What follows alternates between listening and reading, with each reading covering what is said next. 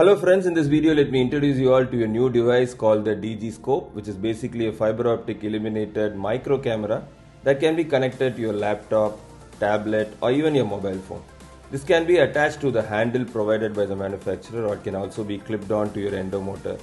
So in this demonstration I am connecting this to my laptop, which is in turn mirrored to the television in front of my dental chair. So you cannot compare this to a microscope, where in a microscope you get complete ergonomics by viewing through your eyepiece, but according to the developer you can display this on a monitor by holding this in your left hand and view the monitor and work. So this will not be the same ergonomics that you get with a microscope, but for people who are not planning to buy a microscope anytime soon, this may be an economical alternative.